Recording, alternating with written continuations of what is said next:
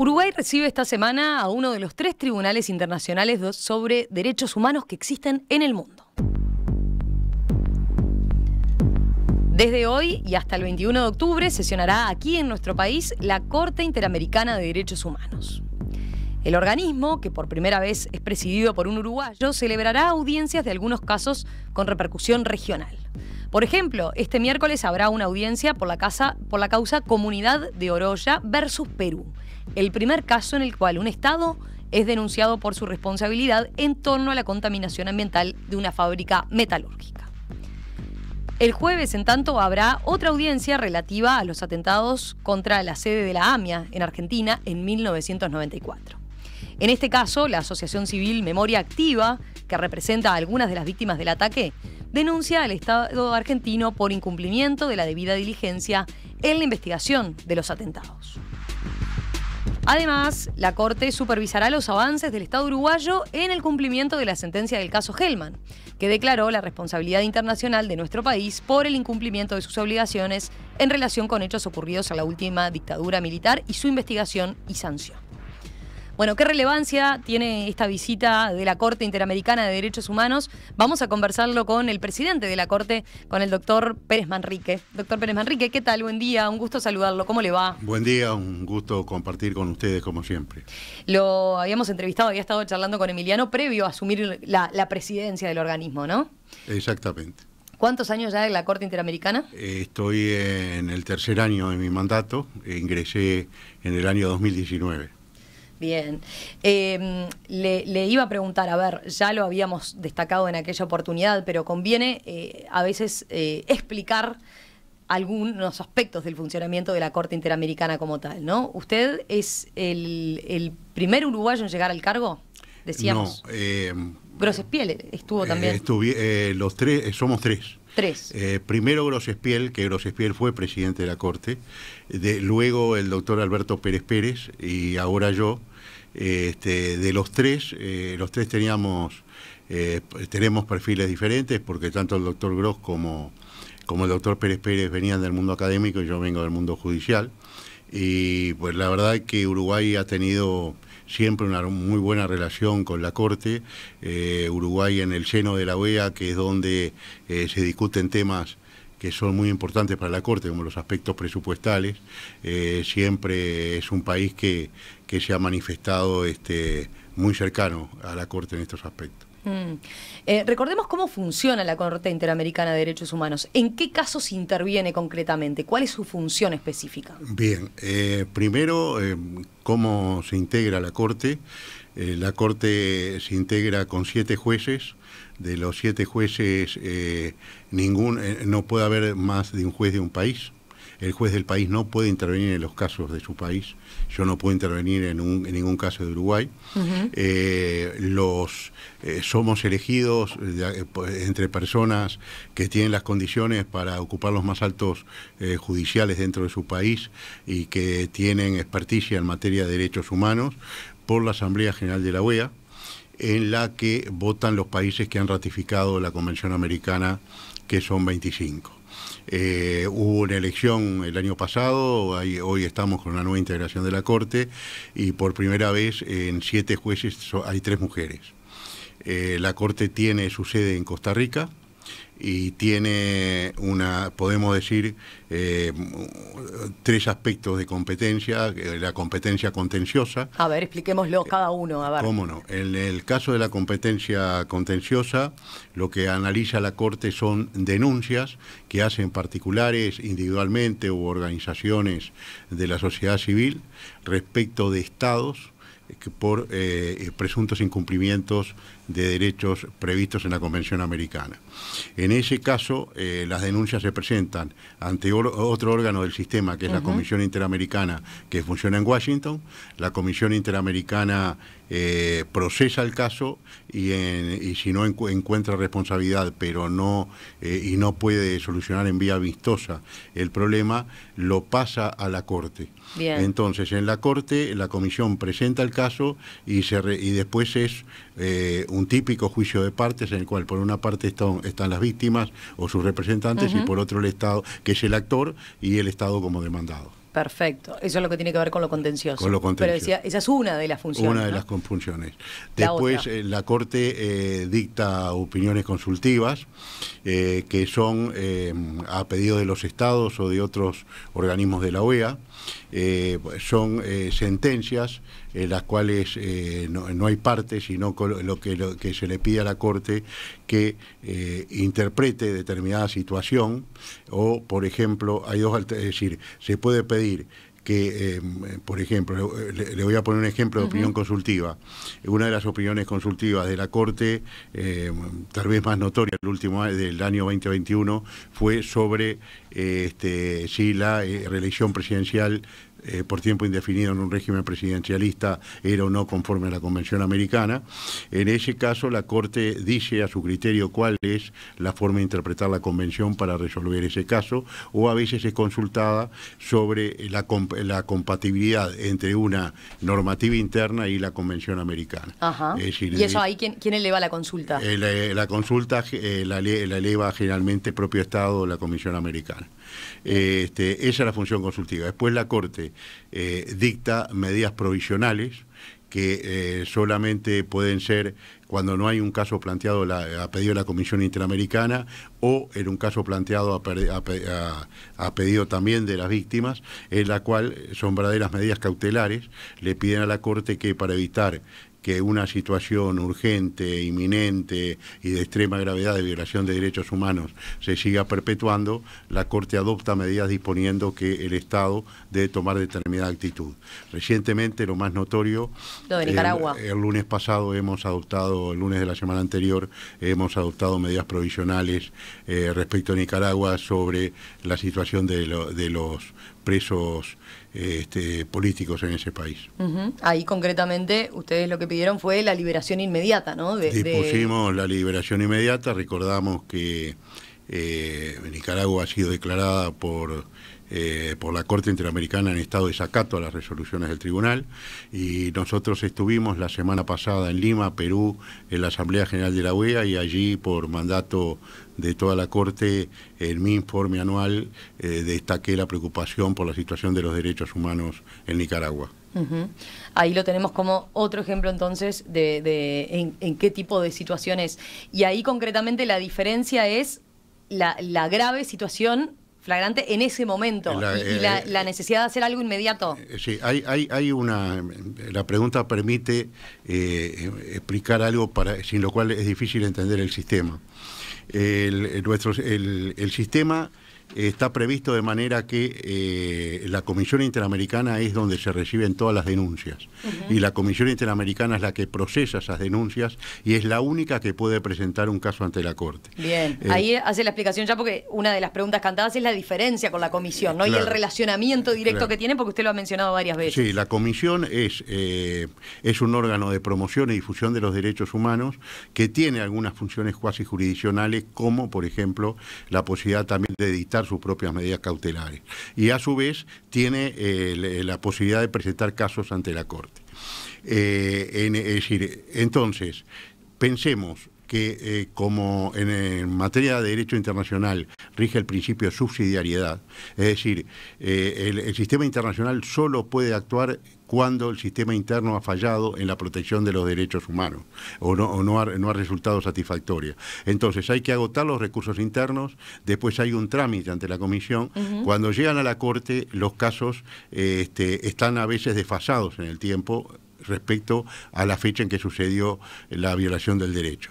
La experiencia que tenemos es que, lamentablemente, por las características de nuestra región, a veces recibimos un caso con muchos años de sucedido, y las violaciones siguen sucediendo de la misma manera.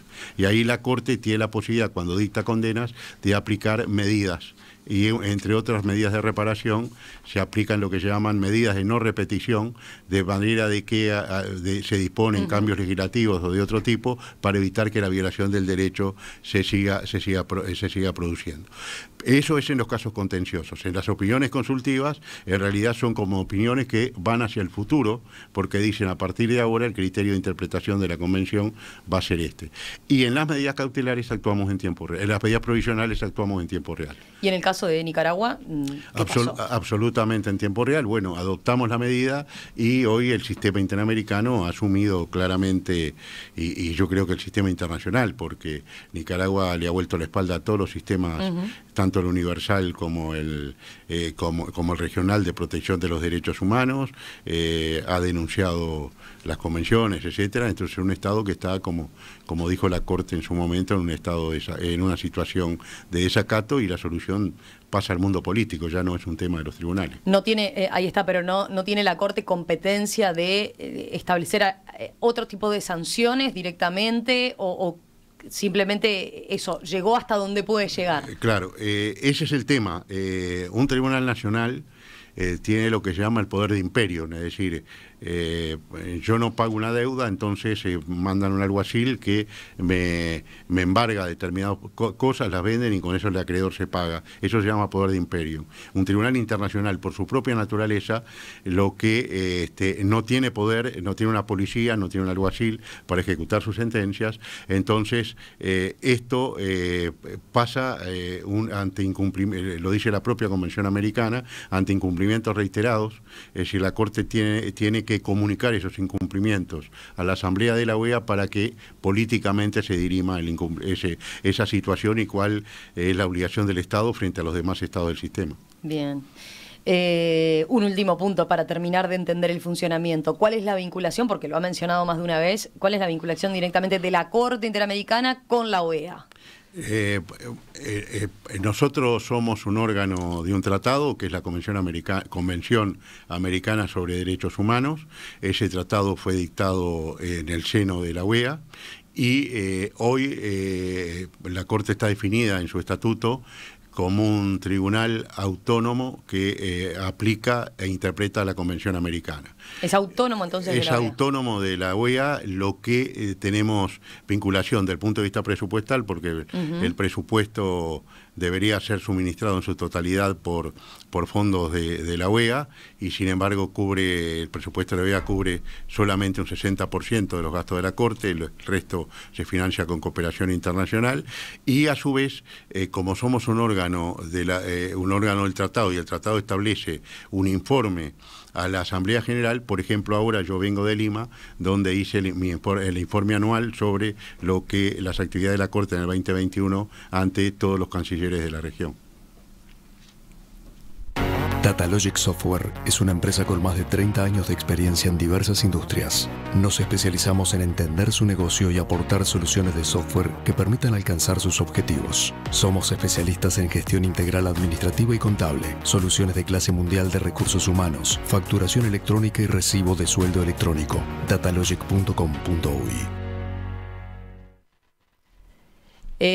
Doctor Pérez Manrique, quería consultarle, a ver, antes de entrar ya en los casos en particular y en las audiencias que se van a llevar a cabo, los 7 jueces de la Corte Interamericana, yo decía, comienzan hoy una visita de 11 días aquí en Uruguay. Usted juega de locatario, digamos, ¿no? Exacto. Es la primera vez que la Corte viene a sesionar en Uruguay con un juez uruguayo, con un presidente uruguayo, ¿no? Sí. Es un honor para mí. ¿Y hacía tiempo ahora que no venía por acá? No, nosotros tenemos un régimen en el cual no estamos obligados a vivir en San José, que es en San José de Costa Rica, sede de la Corte. Yo voy y vengo a Uruguay, o sea que mi domicilio es aquí. Bien. Bueno, desde el 2006, ¿no? La Corte Interamericana de Derechos Humanos viene sesionando periódicamente fuera de Costa Rica. Sí. ¿Qué se busca con esas sesiones itinerantes, digamos?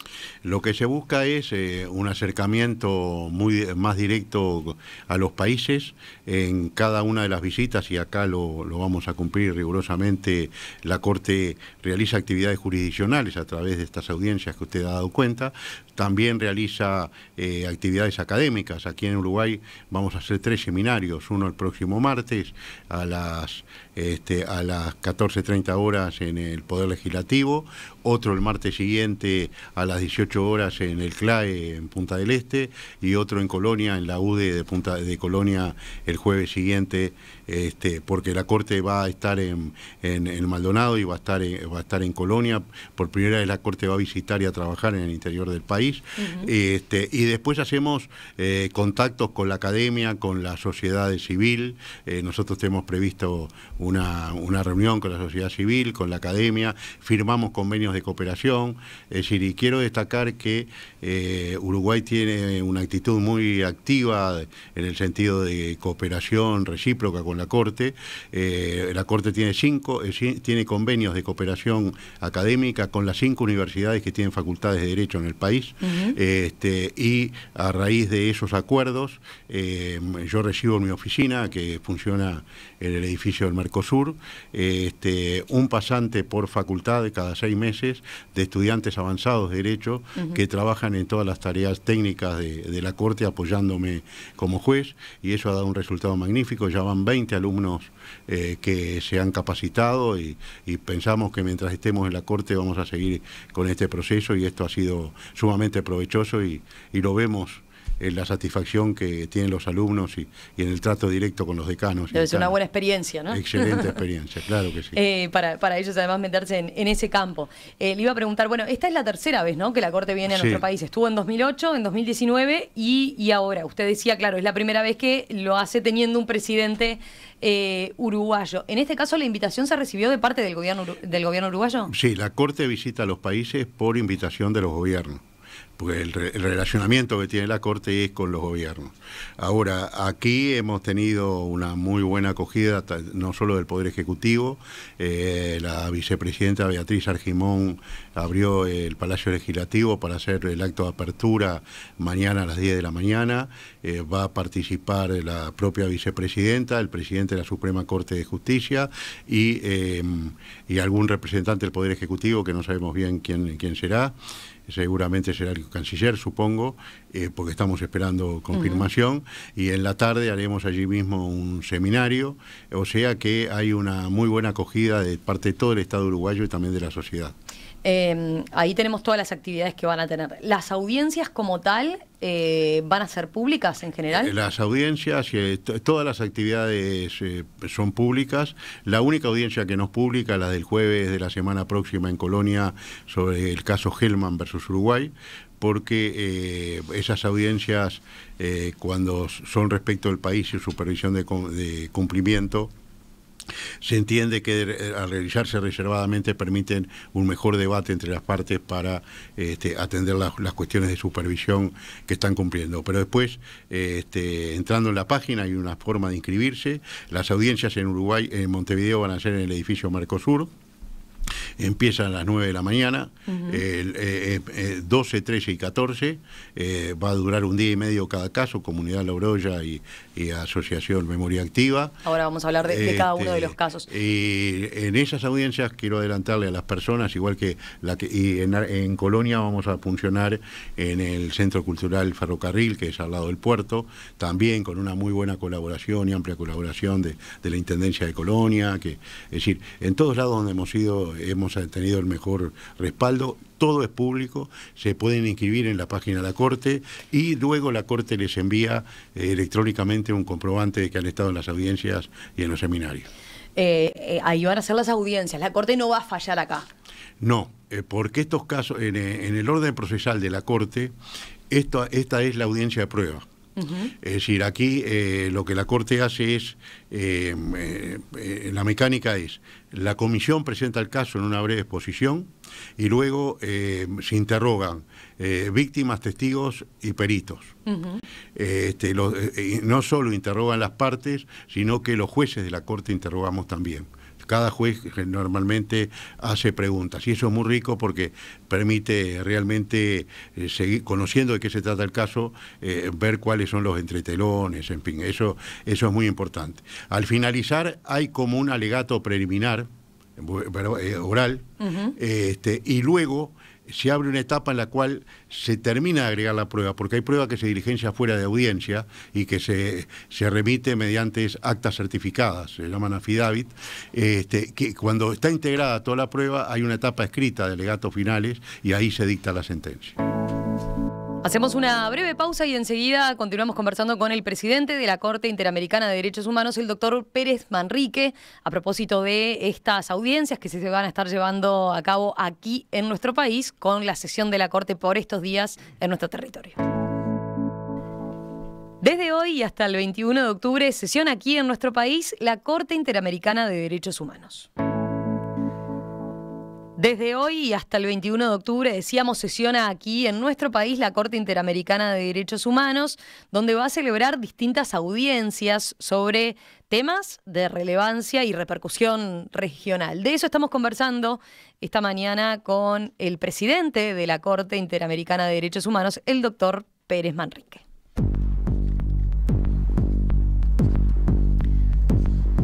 Doctor Pérez Manrique, a ver, vayamos ahora a algunos de los casos concretamente que se van a poder escuchar y del cual se van a llevar a cabo las audiencias aquí.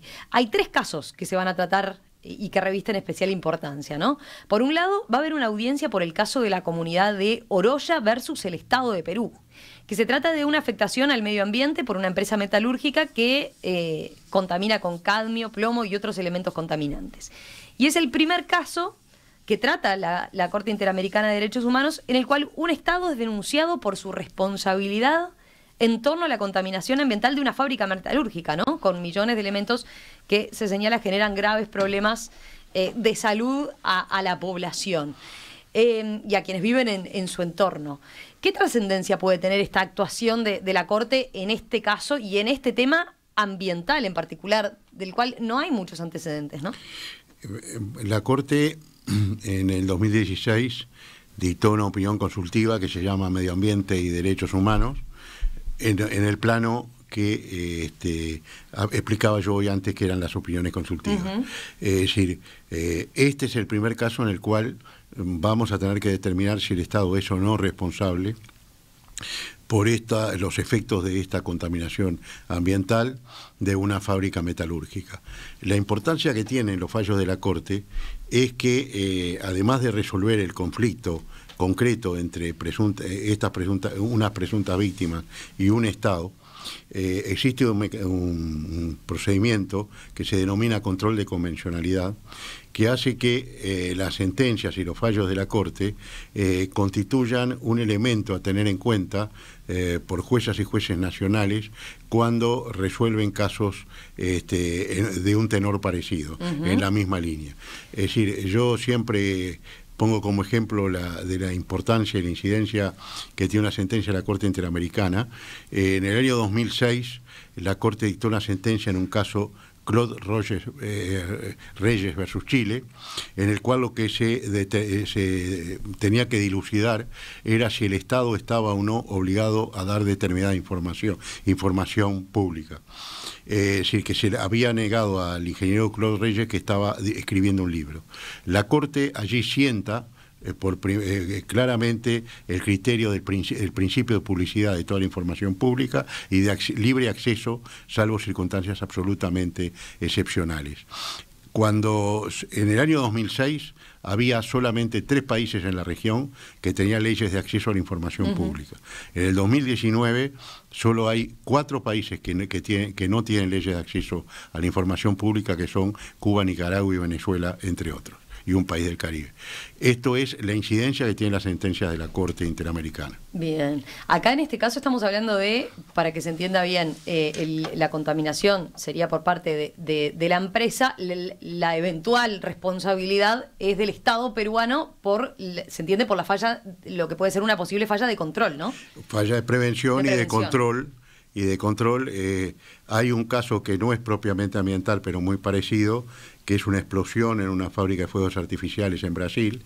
Se llama Fábrica de Fuegos Artificiales San Antonio de Jesús versus Brasil, donde se produce por falta de control una explosión en algo que se denominaba fábrica, pero donde trabajan exclusivamente mujeres y niños, con el resultado de decenas de personas fallecidas. Volviendo al tema ambiental, yo le preguntaba la importancia y la trascendencia que puede tener este fallo. Usted me decía, ¿no? Después, siendo un precedente para lo que son la resolución de conflictos a nivel nacional y para que los jueces citen esa sentencia de la Corte en esa materia. Y ahí sin duda va a tener un rol relevante, ¿no? Teniendo en cuenta que es el primer fallo ambiental de la Corte. Pero después anticipan que puede venirse una avalancha de casos similares por temas ambientales? Usted sabe que la Corte empezó a funcionar en 1979. En sus primeros años la Corte tuvo que considerar sobre todo casos vinculados con las guerras internas en los países, graves violaciones a los derechos humanos, etcétera. Es decir, el tiempo ha hecho que además de tratar esos casos empiecen a aparecer problemas vinculados con derechos económicos, sociales, culturales y ambientales, el trabajo y el propio medio ambiente, el cambio climático, etcétera. Y yo creo que en la línea que esas son las preocupaciones del mundo actual, vamos a tener muchos más casos, y además el hecho de tener una jurisprudencia en determinado nivel va a hacer que se presenten más casos, sobre todo buscando ampliar esa jurisprudencia de base. Yo pienso que vamos a tener más casos.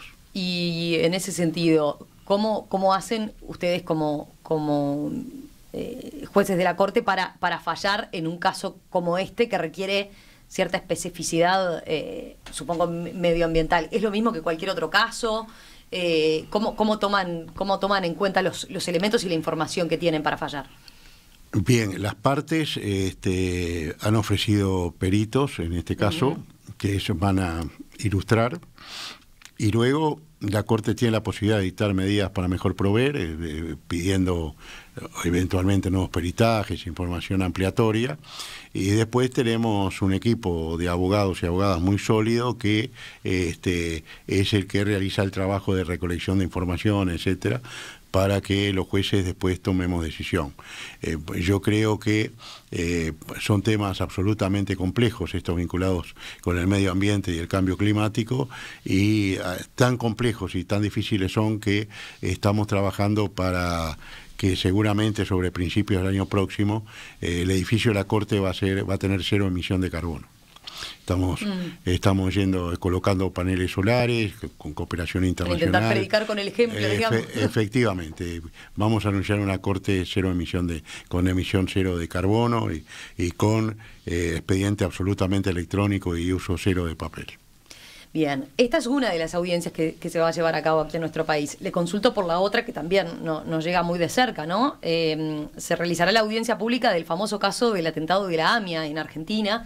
En este caso, una asociación civil que se denomina Memoria Activa, que representa a algunas de las víctimas del caso AMIA, denuncia al Estado argentino por incumplimiento de la debida diligencia en la investigación de los atentados.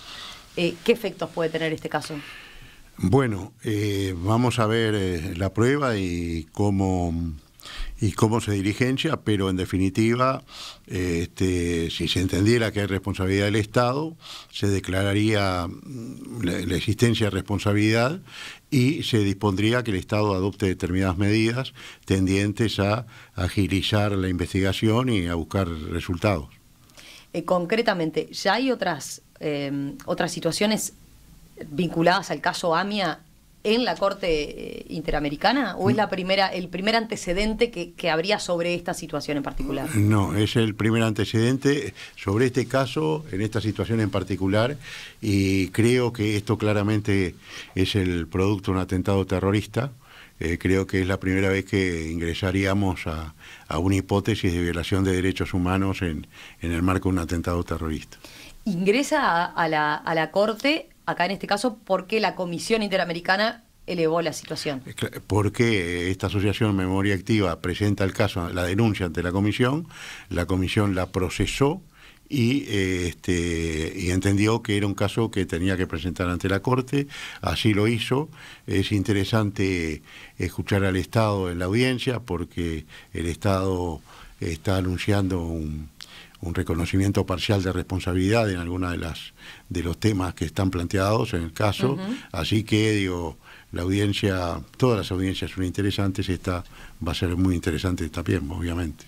Sí, veía la demanda, la parte de la demanda argumenta que el Estado conocía la existencia de una situación de riesgo sobre sitios identificados por la comunidad judía argentina, que dicho riesgo era real e inmediato y que el Estado argentino no adoptó las medidas razonables para evitarlo, ¿no? Ese es el principal argumento. Ese es uno de los argumentos. Y después otro argumento vinculado con las eventuales deficiencias en la investigación del de este hecho, ¿no? Y usted dice entonces, ahí se va a escuchar por primera vez a el Estado argentino asumiendo parte por lo menos parcial de su responsabilidad. Aparentemente, sí, ha anunciado en sus escritos, vamos a ver qué actitud toma en la audiencia, y también, digo, es en la audiencia donde las partes expresan claramente qué es lo que pretenden y qué elementos, qué argumentos tienen, digamos, para sustentar su posición. Ah, bien, ahí se va. ¿Qué pretenden? Se sabe recién entonces en la instancia de la audiencia. Lo han pedido en sus escritos, pero van a articular una argumentación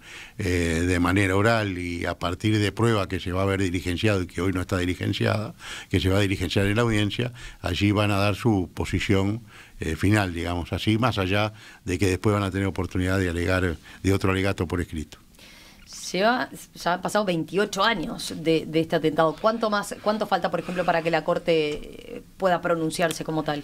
Yo lo que puedo decir es que la Corte, en el dictado de sus sentencias, tiene un promedio desde que ingresa el caso hasta que se dicta la sentencia de 23 meses. De 23 meses. Sí. Doctor Pérez Manrique, quiero preguntarle, sé que usted está corto de tiempo, pero quiero preguntarle por obviamente lo que también tiene que ver con nuestro país, ¿no? Otro cometido de la Corte en estos días va a ser supervisar los avances del Estado uruguayo en el cumplimiento de la sentencia del caso Hellman. Eso se va a hacer en una audiencia reservada, como dijo usted, y como también señaló, como juez uruguayo, usted no puede intervenir ni opinar en este caso. De todas formas, ¿qué implica eso, la supervisión del cumplimiento de la sentencia?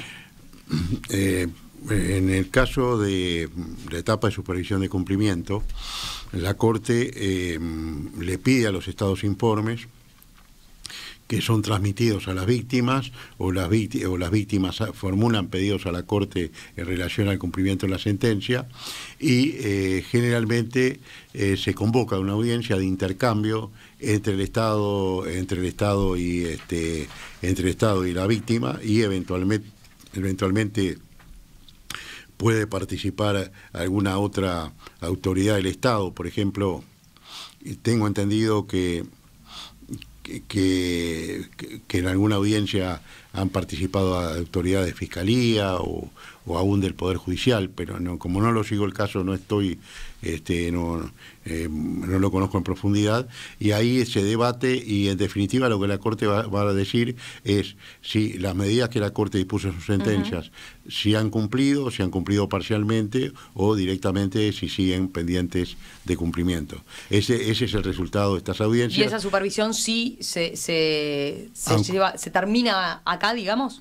Bueno, es decir, se recogen todos los elementos y en el próximo periodo de sesiones, que es en noviembre, la Corte dicta una decisión sobre el resultado de la audiencia. Voy a recordar para los oyentes, a ver, en el caso Hellman versus Uruguay, en 2011, la Corte Interamericana de Derechos Humanos declaró la responsabilidad internacional del Estado uruguayo por el incumplimiento de sus obligaciones en relación con los hechos ocurridos en la última dictadura militar, su investigación y sanción. Si bien algunos puntos resolutivos de dicho fallo se circunscriben, claro, al caso de la familia Hellman, otros, en cambio, son más amplios, ¿no? Y abarcan obligaciones del Estado que van más allá de esas víctimas. ¿Cuáles son esas obligaciones? Bueno, por un lado, garantizar que la ley de caducidad de la pretensión punitiva del Estado no vuelva a representar un obstáculo para investigar los hechos ocurridos ni para la identificación y si procede, la sanción a los responsables. Eso estaba en el punto resolutivo número 11. Por otro lado, también implementar un programa de educación en derechos humanos dirigidos a jueces del Poder Judicial y al Ministerio Público, punto resolutivo número 15. Y adoptar medidas para garantizar el acceso técnico y sistematizado a información sobre las graves violaciones a derechos humanos cometidos durante la última dictadura que estén en archivos estatales, punto resolutivo número 16. Le consulto, ¿cómo mide la Corte el cumplimiento de los objetivos? ¿Por resultado? Porque hay quien puede decir, bueno, los resultados aún son muy escasos, ¿no? La Corte mide varias cosas. Por una parte, los esfuerzos que el Estado hace para cumplir. Por otra parte, obviamente, resultados. Y muchas veces lo que sucede es que, en la medida que hay resultados que no son de inmediata consecución, la Corte marca que si bien no está satisfecha la imposición de una reparación impuesta en la sentencia, sí que se va en el buen camino y que le va a pedir un informe para que dentro de X cantidad de tiempo el Estado siga informando sobre los resultados. En realidad es eso, es un ir y venir, y sobre todo la Corte tiene muy claro que hay resultados que necesitan un tiempo para poderse lograr. De hecho, no es la primera revisión sobre este caso, ¿no? No, hubo una en el 13 y yo recuerdo que en el 19, en Bogotá, Colombia, hubo también una audiencia de supervisión de cumplimiento de sentencia. Usted afirma que ha dicho públicamente que ve compromisos del actual gobierno en la búsqueda de desaparecidos, ¿no? En mayo de este año nosotros entrevistamos aquí en Perspectiva a Wilder Taylor, expresidente y actual miembro de la Institución Nacional de Derechos Humanos, y él señalaba que algo que nunca se ha hecho por parte de ningún poder ejecutivo, no solo de este, es hacer un llamamiento al ex personal de tropa para decirle que está bien proveer información en la búsqueda de detenidos desaparecidos. Porque decía Wilder Taylor, porque es muy difícil en una institución jerarquizada, donde se sabe que los oficiales tienen pactos de silencio, que la tropa sea capaz de romper esa barrera. ¿Qué dice usted a título personal? ¿No falta un esfuerzo, por ejemplo, de este tipo que signifique una innovación en esta materia? Sí, lo que parece claro que hay que tratar de zafar de esa suerte de callejón sin salida que hay, y que ese podría ser un recurso útil en la medida que se maneje con la prudencia y sobre todo con la reserva necesaria. O sea, que eso podría ser, no conozco otros lugares donde se haya hecho, pero puede ser un recurso.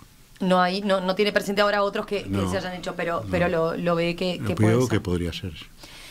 Por otro lado, hace unos días el ministro de Defensa, Javier García, anunció que el gobierno trabaja en un proyecto de ley para hacer públicos todos los archivos de la dictadura. ¿Le parece bien iniciativas como estas? ¿Van en el sentido de lo que la Corte Interamericana le pedía al Estado uruguayo? Bueno, justamente una de las medidas era la apertura total de la información reservada a disposición de las distintas instituciones militares o policiales o del gobierno en general. La Corte en todos estos casos, inclusive alguno que está en trámite, siempre plantea esta necesidad de que la información esté disponible para ser conocida y para permitir la búsqueda de desaparecidos, etcétera.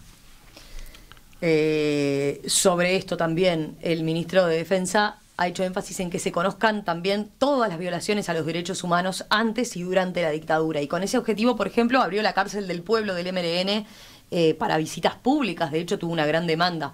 ¿La Corte cómo ve esta visión que impulsa el gobierno?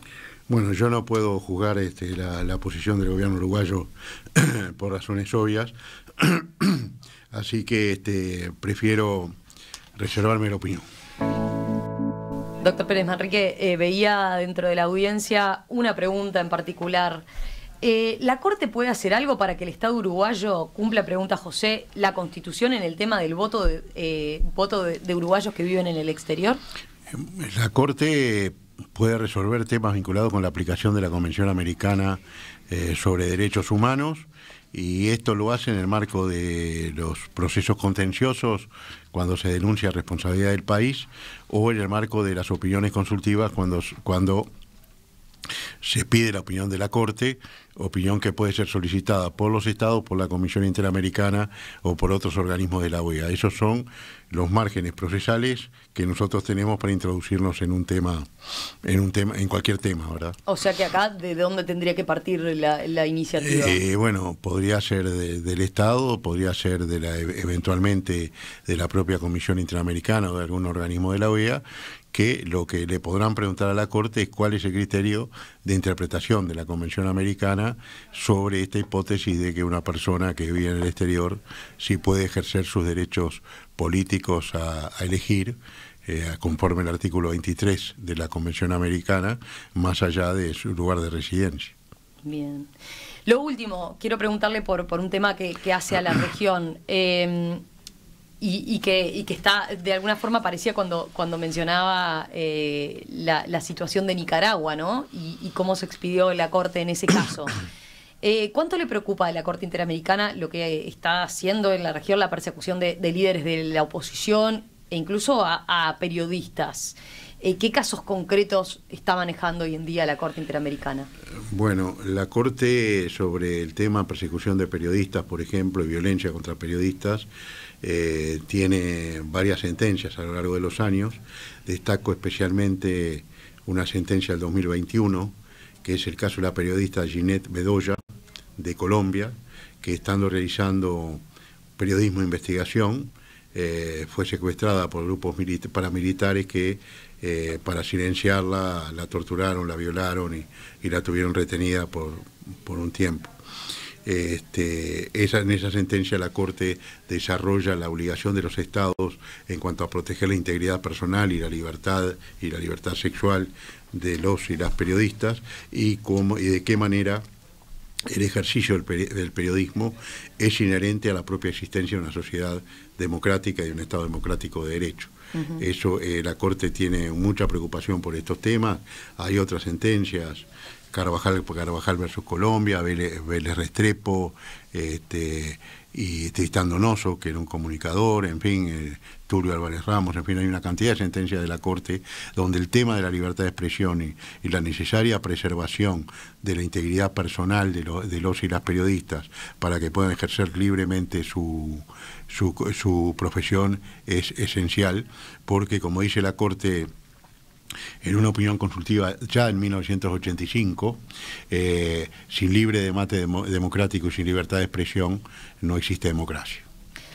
Doctor Ricardo Pérez Manrique, presidente de la Corte Interamericana de Derechos Humanos, muchas gracias por estos minutos esta mañana aquí en Perspectiva. Lo dejamos entonces seguir con las actividades y quedamos atentos a las audiencias entonces que se van a desarrollar desde hoy y hasta el 21 de octubre aquí en nuestro país, con motivo de justamente la Corte sesionando en Uruguay. Gracias. Muchas gracias. Destaco que el miércoles de la semana próxima tenemos una audiencia en Colonia también. Perfecto. Así que muchísimas gracias. Que pase bien. Gracias.